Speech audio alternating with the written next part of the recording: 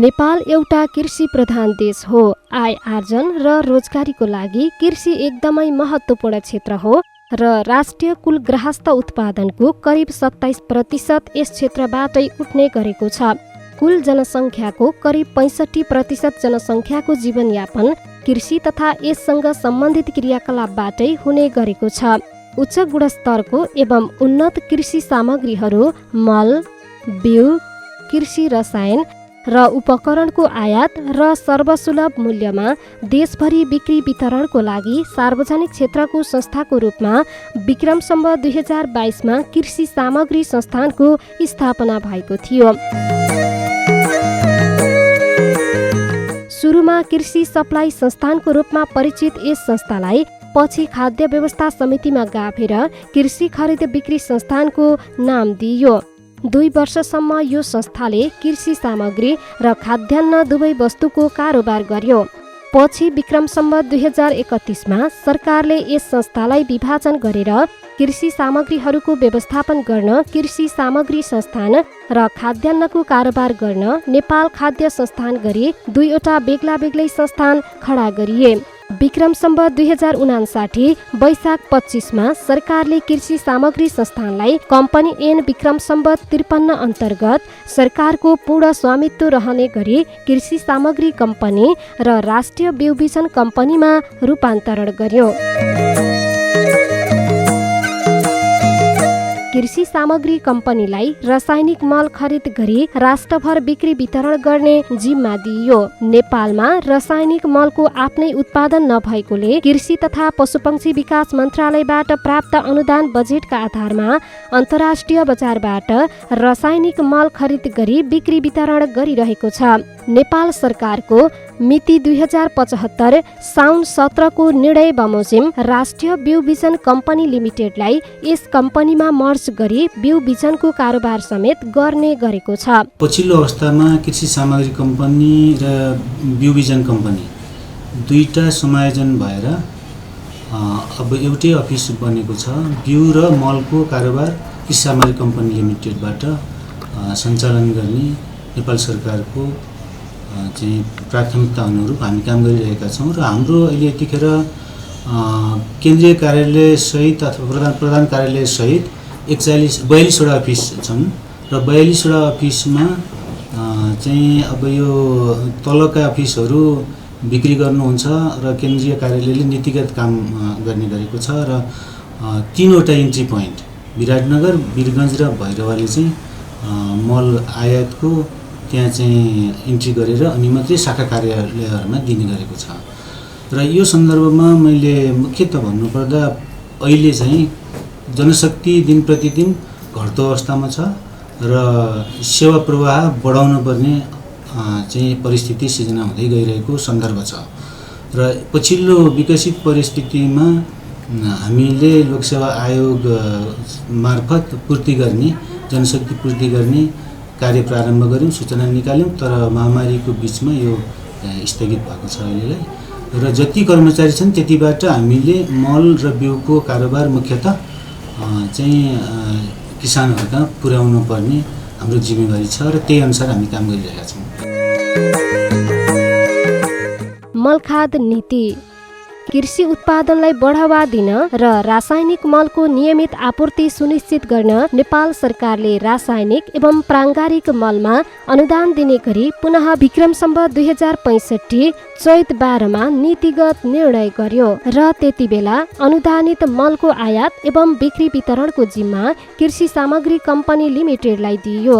विक्रम सम्वत 2029 सम्म लागत जोडेर मूल्य कायम गर्ने नीति अपनाइएको कारण तराईको भन्दा पहाडको मूल्य बढी निर्धारण गरिएको थियो। रासायनिक मलको पहाडको खुद्रा मूल्य वास्तविक ढुवानी भाडाको अनुपातमा उच्च निर्धारण गरिएको थियो। विक्रम सम्वत 2029 भएको तेलको अत्यधिक अभाव र रासायनिक मलको मूल्यमा भएको वृद्धिका कारण सरकारले देशभरि नै मलको अधिकतम खुद्रा मूल्य तोकेर मलमा अनुदान दिने नीति समेत अंगीकार गर्यो। हाम्रो मुख्य उद्देश्य नै अन्तर्राष्ट्रिय बजारबाट मल खाद्य आयात गरेर सर्वसुलभ रूपमा अधिराज्यभरि बिक्री वितरण गर्नु हो। यसरी बिक्री वितरण गर्नलाई हामीसँग 41वटा कार्यालयहरू छन् र ती 41 कार्यालयमध्ये 40वटा कार्यालयबाट हाम्रो मलखादको बिक्री वितरण हुन्छ। र मलखाद बिक्री वितरण गर्दाखेरि हामीले 62-12-12मा सरकारले जुन अनुदान दिने नीति अवलम्बन गर्यो, त्यो नीतिमा अवलम्बन गर्दादेखि नै बिक्री वितरणको एउटा कसरी जाने भन्ने प्रक्रियाको बारेमा पनि एउटा निर्णय गरेको थियो। र सहकारी सङ्घ संस्था मार्फत बिक्री वितरण गर्ने भएको हुनाले यो अनुदानको मल बिक्री वितरण गर्दा हामी कृषि सहकारी सङ्घ संस्था मार्फत बिक्री वितरण गर्दछौँ। र हाम्रो करिब अहिले 5300वटा सहकारी संस्था दर्तामा छन्। एक्टिभ रूपमा काम गर्नेहरू 4000भन्दा बढी सहकारीहरूले एक्टिभ रूपमा चाहिँ काम गरिरहेको अवस्था छ। विक्रम सम्वत 2054मा सरकारले रासायनिक मलको क्षेत्रमा नीतिगत घोषणा गर्दै गैर युरिया मलहरूमा अनुदान पूर्ण रूपमा हटाउने र युरियाको हकमा समेत चरणबद्ध रूपमा अनुदान हटाउँदै लैजाने निर्णय गर्यो। त्यस्तै सार्वजनिक तथा निजी क्षेत्रको समेत सहभागिताको अनुकूल हुने गरी नीति र संस्थागत वातावरण सिर्जना गर्न कृषि तथा पशुपक्षी विकास मन्त्रालय अन्तर्गत एक रासायनिक मल इकाइको स्थापना गर्ने निर्णय समेत सरकारबाट भयो। मलमा अनुदान हटाउने नीतिले मलको नियमित आपूर्तिको साथसाथै गुणस्तर नियन्त्रणमा समेत आशातीत सफलता हासिल गर्न नसकेकोले यो नीति ज्यादै असफल रह्यो। अन्तर्राष्ट्रिय बजारमा आएको मूल्य वृद्धि, खुला सीमा पारी किसानहरूले रासायनिक मलमा पाएको भारी मूल्य अनुदान र अवैधानिक व्यापारबाट भित्रिने मल जस्ता बाह्य कारणहरूले समेत सो परिस्थितिलाई थप टेवा पुर्याए। फलत मिति 2065 चैत 12मा सरकारले रासायनिक मलमा पुनः अनुदान दिने घोषणा गर्यो। अनुदानित रासायनिक मल नीतिका मुख्य विशेषताहरू: कृषि सामग्री कम्पनी लिमिटेड मार्फत अनुदानित मलको आयात, कृषि विकास मन्त्रालयका सचिवको अध्यक्षतामा अनुदान वितरण व्यवस्थापन समितिको प्रावधान, खुद्रा मूल्य निर्धारण र अनुदान निकासाका लागि समिति जिम्मेवार, पहाड र तराईमा क्रमशः 15 रोपनी र 4 हेक्टर जमिन भएका कृषकहरूलाई 1 वर्षमा 3 बालीको लागि अनुदानित मल उपलब्ध गराइने, मलको बिक्री कृषि सामग्री कम्पनी लिमिटेडको प्रादेशिक तथा शाखा कार्यालयहरूबाट सहकारी सङ्घ संस्थाहरू मार्फत हुने,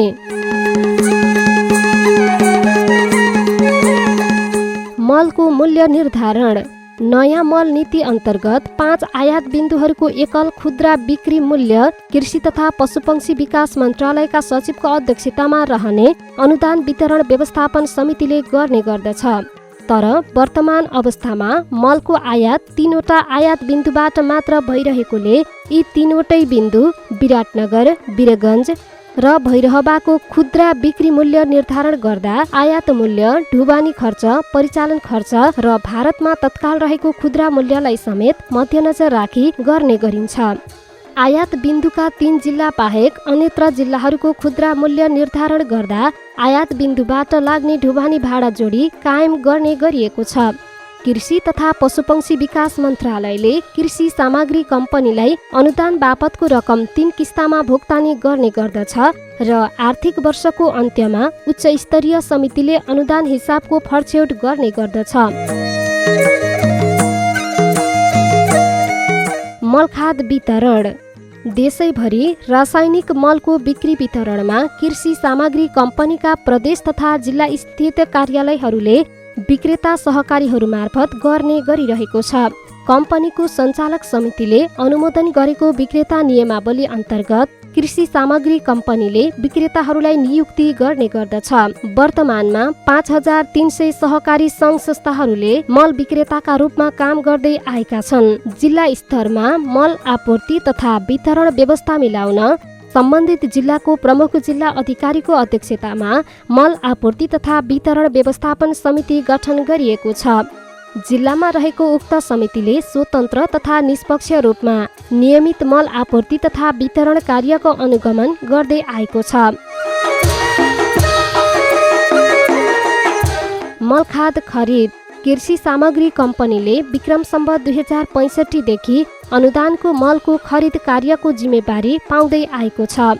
रासायनिक मल अन्तर्राष्ट्रिय ग्लोबल टेन्डरको माध्यमबाट CIF कलकत्ता, हल्दिया, वा CIP नेपाल सीमाको गोदाम विराटनगर, वीरगञ्ज, भैरहवा डेलिभरीका आधारमा अन्तर्राष्ट्रिय बजारबाट खरिद गर्ने गरेको छ। कम्पनीले मल खरिदको लागि नेपालबाट प्रकाशित हुने ख्यातिप्राप्त राष्ट्रिय दैनिक पत्रिकामा बोलपत्र आह्वान गर्ने गर्दछ। कृषि तथा पशुपक्षी विकास मन्त्रालयबाट प्राप्त खरिद योजना अनुसार बाली नालीमा हुने मागका आधारमा गर्ने गरिन्छ। कम्पनीले स्वीकृत वार्षिक खरिद योजना अनुसार ग्लोबल टेन्डर आह्वान गर्ने गर्दछ। सामान्यतया अन्तर्राष्ट्रिय बोलपत्र मार्फत मल आयात गर्न 5 देखि 6 महिना लाग्ने गरेको छ। त्यसैले बाली सिजनमा भन्दा 5 देखि 6 महिना अगावै मल खरिदका लागि बोलपत्रका प्रक्रियाहरू सञ्चालन गर्नुपर्ने हुन्छ। अन्तर्राष्ट्रिय बोलपत्रका अतिरिक्त यस कम्पनीले G2G मार्फत पनि मल आयात गर्ने गरेको छ। साथै कम्पनीले नेपाल सरकारलाई कुनै दाता मुलुकबाट प्राप्त हुने सहयोगको मलको सञ्चय तथा बिक्री वितरण समेत गर्ने गरेको छ। मल किन्दा यो अलिकति लामो छ, किनभने हाम्रो देशमा कारखाना छैन, हामीले विदेशबाटै खरिद गरेर ल्याउनु पर्ने हुन्छ र यसरी ल्याउँदा हाम्रा यो सार्वजनिक खरिद ऐनको केही नियमहरू पुरा गर्नुपर्ने कारणले गर्दा सूचना दिँदै हामीलाई 45-46 दिनको सूचना कम्तीमा दिनुपर्ने हुन्छ। अनि त्यसका अन्य प्रक्रिया गर्दा र अनि विदेशबाट मल लिएर नेपाल आइपुग्दा करिब 6 महिना लाग्छ। त्यसकारण हामीले आज खोजेको अवस्थामा आजै अब 1 महिनामै मल ल्याउनु पर्यो भनेर मल ल्याउन सकिँदैन। पुरो प्लानिङ नगरिकन र करिब 5-6 महिनाको समय नदिकन मल आयात गर्न सकिँदैन। त्यसकारण हामीले पहिले नै खरिद योजना बनाएर मल खरिद गर्ने कार्यक्रम बनाएर खरिद गर्ने गरेका हुन्छौँ। र त्यसरी मल खरिद गरेर आइसकेको मललाई हाम्रो 3टा इन्ट्री पोइन्ट छन्, विराटनगर, वीरगञ्ज र भैरवा। र 3टा इन्ट्री पोइन्टबाट हामीले अन्य कार्यालयहरूमा चाहिँ मल खातको परिचालन गर्छौँ। र जहाँ हाम्रा कार्यालयहरू छैनन्, हाम्रो त 40 मात्रै कार्यालय छन् 70वटा जिल्लामा। जहाँ कार्यालय छन्, कार्यालय नभएको जिल्लाहरूमा हाम्रो कार्यालयसँग नजिक पाइपर्ने जिल्ला जुन छन्, ती जिल्लाको त्यहाँको कृषि ज्ञान केन्द्र हुन्छ अथवा कृषिसँग सम्बन्धित कुनै पनि एउटा निकाय छ भने त्यो निकायको सिफारिसमा जुन सहकारीहरू आउँछन् ती सहकारीलाई हामी नजिक कार्यालयबाट बिक्री वितरण गर्ने गर्छौँ। युरियामा एक बोरामा कति पाइन्छ भनेर वर्षभरिको हिसाब हुँदैन कि प्रत्येक लटको हिसाब हुन्छ। त्यो कुरालाई हामीले त्यो बोरा जुन हुन्छ, एउटा बोरा युरियामा त्यो बोराको बाहिरपट्टि नै हामीले खरिद मूल्य त्यसको यति, बिक्री मूल्य नेपाल सरकारले तोकेकै छ त्यो पनि डिनोट गर्छ। त्यो खरिद मूल्य र त्यो बिक्री मूल्यको फरक जति हो त्यो अनुदान एउटा बोरामा कुन लटको बोरामा कति अनुदान छ भन्ने चाहिँ हामीले बोरै पछि त्यहाँ लेखेका चाहिँ हुन्छौँ। अब सरसर्ती अब यसलाई चाहिँ एउटा सरदर हिसाबमा भन्ने हो भनेदेखि 65 देखि 70% युरियाको हकमा र 30 देखि 35% DAP को हकमा, पोटासको हकमा पनि त्यस्तै छ। त्यति चाहिँ अनुदानको भाग पर्छ भने अरू जुन बाँकी फरक रकम छ त्यो चाहिँ कम्पनीले आफ्नो स्रोत व्यवस्थापन गरेर खरिद गरेर बिक्री वितरणको व्यवस्था गरिरहेछ। उद्देश्य कृषि उत्पादन वृद्धि गर्दै खाद्य सुरक्षाको प्रत्याभूतिका लागि नेपाल सरकारले रासायनिक मलमा अनुदानको कार्यक्रम पुनः लागू गरेको छ। सरकारको यो आकांक्षा पूरा गर्नको लागि कृषि सामग्री कम्पनी सदैव तत्पर रहेको छ। कृषि सामग्री कम्पनी लिमिटेडका उद्देश्यहरू निम्न अनुसार रहेका छन्। राष्ट्रिय आवश्यकता अनुसार विभिन्न प्रकारका रासायनिक मल, जैविक मल, कृषि चुन, प्राङ्गारिक मल र सूक्ष्म तत्त्व मलहरूको उत्पादन, खरिद, आयात, बिक्री वितरण तथा विभिन्न बालीका बिउ बिजनको उत्पादन, खरिद, प्रशोधन, सञ्चय र आयात निर्यात तथा बिक्री वितरण गर्ने। रासायनिक मल उत्पादनको लागि आवश्यक कच्चा पदार्थ आयात गरी प्रशोधन, उत्पादन तथा मिश्रण, ब्लेन्डिङ गरी बिक्री वितरण, आयात र निर्यात गर्ने। कृषि उत्पादनको लागि आवश्यक पर्ने मल, बिउ लगायत खाद्यान्न, तरकारी तथा अन्य बालीका उन्नत बिउको उत्पादन, खरिद, प्रशोधन, सञ्चय, बिक्री वितरण कार्य गर्ने एवं आवश्यकता अनुसार तालिम एवं परामर्श सेवा सम्बन्धी कार्यहरू गर्ने। नेपाल कृषि अनुसन्धान परिषद संघको समन्वयमा समय सापेक्ष प्रजनन बिउ, ब्रिडर सिड उत्पादन गर्ने। निजी क्षेत्रका बिउ उत्पादक कम्पनीहरूलाई कम्पनीको आफ्नो ब्रान्डको नाममा उन्नत बिउ उत्पादन तथा बिक्री गर्न स्रोत बिउको रूपमा थोक बिक्री गर्ने। कृषि क्षेत्रको लागि आवश्यक पर्ने कीटनाशक तथा रोगनाशक, कृषि रसायनिक विषादी र कृषि औजारहरूको कारोबार गर्ने। नेपाल सरकार दात्री राष्ट्र एवं राष्ट्रिय अन्तर्राष्ट्रिय सङ्घ संस्थाबाट उपलब्ध हुने सहायता अन्तर्गतका रासायनिक मल, उन्नत बिउको सञ्चित मौजदा, बुफर स्टकको व्यवस्था एवं परिचालन गरी रासायनिक मल तथा उन्नत बिउको आपूर्ति र बिक्री वितरणमा सुनिश्चितता ल्याउने, कम्पनीलाई आय आर्जन हुने औद्योगिक, व्यापारिक एवं सेवामूलक कारोबार सञ्चालन गर्ने गराउने।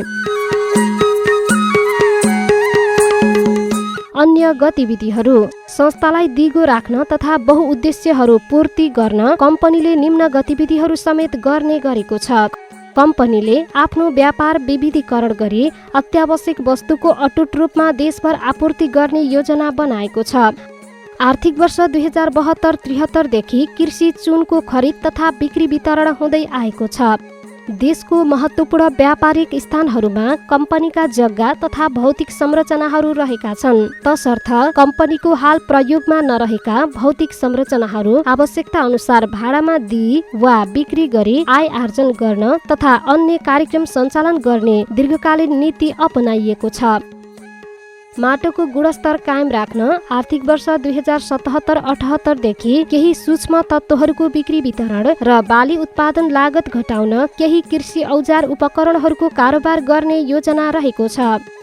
आर्थिक वर्ष 2076-77 देखि राष्ट्रिय बिउबिजन कम्पनी पुनः यस कम्पनीमा गाभिएको हुँदा बिउबिजन कम्पनीले गर्दै आएको निम्न कार्यहरू यस कम्पनीले गर्दै आएको छ। धान, गहुँ, मकै, मसुरो तथा तोरीको बीज वृद्धि कार्यक्रम गर्न सरकारी निकाय तथा विभिन्न निकायबाट बिउहरू सङ्कलन गर्ने, कृषकहरूसँग सम्झौता गरी बीज वृद्धि कार्यक्रम सञ्चालन गर्ने, कार्ययोजना बमोजिम सङ्कलन गरिएका बिउहरू बिक्री वितरण गर्ने।